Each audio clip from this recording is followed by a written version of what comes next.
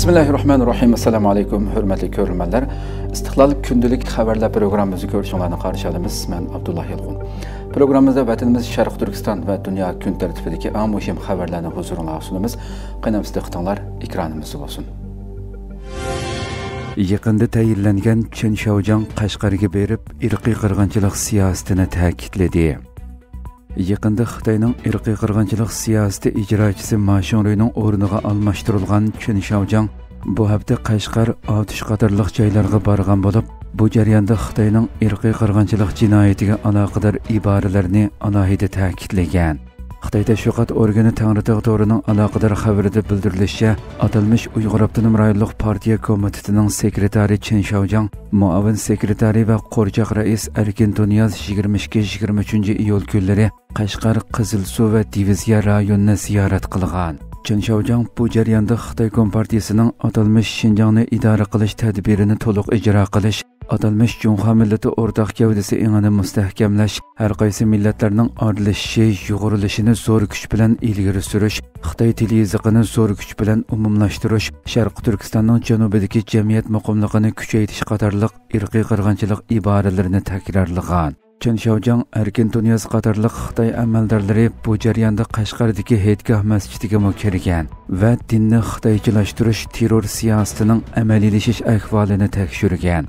Ular yana saqchixonalarga borgan va atalmish jamiyat muqimligini qo'g'dash, terrorlikqa qarshi turish, chegara eg'izlaridagi xavf-xatarning oldini olish qatorliq iboralarni ta'kidlab, yuqori besimliq bostirish siyosatining davomlashadiganligiga ishorat qilgan. Chen Shaojiang 1-iyulda yangidan vazifaga tayinlanib, 2021-yili 12-oydan buyon Xitoyning Sharq Turkistondagi irqiy qirg'inchilik siyosatini izchil ijro qilayotgan Ma Xiaoruyning o'rniga almashgan edi. Analizchilar ilgari Xitoy Millatlar ishlari komitetining boshliqlik vazifasini o'tagan Chen Shaojiangning davomliq irqiy qirg'inchilik jinoyatini ijro qiladiganligini va assimilyatsiya xitoylashtirish siyosatiga alohida kuchaydiganligini ilgari surgan edi. Uning Sharq Turkistonning janubiy rayonlariga qilgan tunji ziyoratida irqiy qirg'inchilik iboralarini qayta ta'kidlashi yuqorqi qarashlarning to'g'riligini ko'rsatmoqda. Yevropa Ittifoqi rahbarlari Xitoyni ziyorat qildi. Yevropa Ittifoqi raisi Ursula von der Leyen va Yevropa Kengashi raisi Antonio Costa 24-iyul Xitoyga ziyoratga berib, Xi Jinping bilan ko'rishgan bo'lib, bu qitimliq uchrashuv dunyoning diqqat nuqtasiga aylandi. BBC qatorliq xalqaro taratqular va Xitoy tashviqot organlarining xabarlarida qayd qilinishicha, Ursula von der Leyen va Antonio Costa 24-iyul Beijingga berib, 25-navbatlik Xitoy-Yevropa Ittifoqi boshliqlari uchrashuviga qatnashgan va bu jarayonda Xitoy raisi Xi Jinping, bosh ministri Li Qiang qatorliq amaldorlar bilan ko'rishgan. 2 kun davomlashadigan mazkur yig'in Xitoyning talabi bo'yicha bir kunga qisqartirilgan. Ursula von der Leyen uchrashuvda Xi Jinpingga Xitoy-Yevropa Ittifoqi munosabatining burilish nuqtasiga kelganligini aytgan. U Xitoy bilan Yevropa Ittifoqi o'rtasidagi savdo tengpungsizligini tilga olgandan sirt, navbatda Xitoy-Rossiya munosabatining Xitoy-Yevropa Ittifoqi munosabatini belgilaydigan xalqaro omil ekanligini ta'kidlagan. Xi Jinping bo'lsa Xitoy bilan Yevropa Ittifoqining hamkorlikni davomli kuchaytirishi kerakligini, Yevropa Ittifoqi navbatda duch kelayotgan xirrisning Xitoydan kelmayotganligini da'vo qilgan.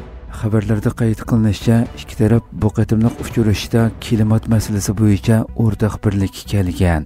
Yaqinqi mezgillarda Xitoy bilan Yevropa Ittifoqi orasidagi savdo kelishimida ilgirlash ko'rilmagan bo'lib, oldingi oyda Yevropa Ittifoqining bir yuqori darajalik amaldori Xitoy-Yevropa Ittifoqi boshliqlari uchrashishidan burun Yevropa Ittifoqining Xitoy bilan savdo iqtisod suhbati o'tkazmaydiganligini bildirgan edi.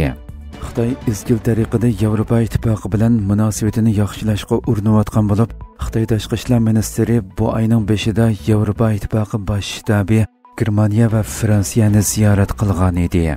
Xitoy yana 2021-yili Uyg'urlar sababli Yevropa parlamentidan o'ch elib, jazo tizimligiga kirgizgan 5 parlament a'zosiga yurgizgan jazoni bu yil aprel oyining oxirida amaldan qoldirgan edi. G'oyat zo'r Iran-Xitoy hamkorligi. İsrailiyaning 6-oyning 13-kuni Ironga qarshi boshlagan hujumlarga bir oydan ortiq vaqt o'tdi. taxminan 12 kun davomlashgan va Iranning İsrailiyani zambiraklar bilan nishon qilgan hujumlardan keyin Tehronning mudofaa sohasida ba'zi o'zgarishlar elib berishiga munosabatlik har xil analizlar o'tirg'a chiqqan edi. İran navbatda mudofaa hamkotida muhim o'zgarish elib berayotgan bo'lib, bu doirada yaqinda Iranning Xitoydan havo mudofaa sistemalari olganligiga munosabatlik da'volar o'tirg'a chiqqan. Va buningga qo'shilib Iranning Xitoy ishlab chiqargan G-10 aeroplanlariga qiziqqanligi ifodalangan. Harbiy taraqqiyot to'g'risida xabar tarqatadigan Army Recognition nomli internet tor bekitida Iran markazlik ISNA xabar agentligiga tayangan bir xabarga o'rin berildi. ISNAdagi xabarga qaraganda Iran parlamenti Milliy bexatarlik va tashqi siyosat komiteti Iranning harbiy chiqimlarini muhim darajada oshirishni ko'zda tutgan qonun loyihasini tasdiqlagan. 120 millat vakili qo'llagan bu qonun loyihasi Isroiliya bilan bo'lishi mumkin bo'lgan kelgusidagi to'qinishlarga tayyorlik sifatida muavin mudofaa ministri general Hayatullah Qurayshi davlatning mudofaa ehtiyojlarini qondirish uchun mudofaa hamkotini oshirishning zarurligini ta'kidladi. Qurolli kuchlar bosh shtabi muavin raisi va sobiq mudofaa ministri general Muhammad Reza Ashtiyani bo'lsa, Iranning zarur bo'lsa 10 yillik urushni davomlashtira oladigan darajada harbiy materiallarga ega ekanligini ifodaladi. Reza Ashtiyani Iran qo'shinining yaqinqi to'qinishlarda muhim ziyon ko'rmaganligini aytib, Tehronning 10 yillik urushni davomlashtira oladigan darajada harbiy zapasga ega ekanligini ilgari surdi. Iranning 2023-yildagi harbiy chiqimi taxminan 10 milliard 300 million dollar edi. Iranning o'tgan yildagi harbiy hamkotining 15 milliard 700 million dollar bo'lganligi mo'ljallangan bo'lib, 2025-yil moliya yili uchun taxminan 46 milliard dollar bo'lishi kutilmoqda. Yaqinda O'rta Sharqning eng chong axborot tashkilotlaridan Middle East oyig'i so'z qilgan arab amaldorlari Iranning Isroiliya hujumlari oldida ojiz qolgan havo mudofaa qurilmasini kuchaytirish uchun havo mudofaa sistemalarini yangilash maqsadida Xitoydan yangi havo mudofaa batareyalarini ta'minlaganligini ilgari surgan edi.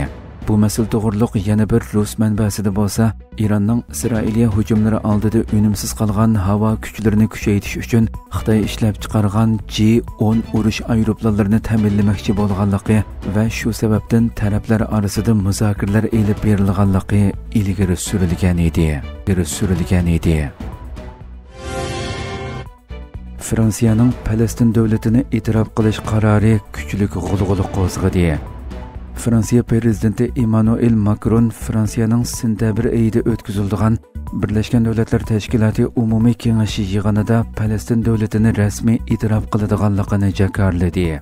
Prezident Macron ijtimoiy taratqudagi sahifasida Fransiya hamda Falastin davlatining qurilishiga yordamda bo'lishi, uning mavjudligini kafolatga ega qilishi, qurolsizlantirilishini qabul qilib, Isroiliyani to'liq e'tirof qilish orqali butkul O'rta Sharqning bexatarligiga to'kpi qo'shishi lozim deganlarini qayd qildi.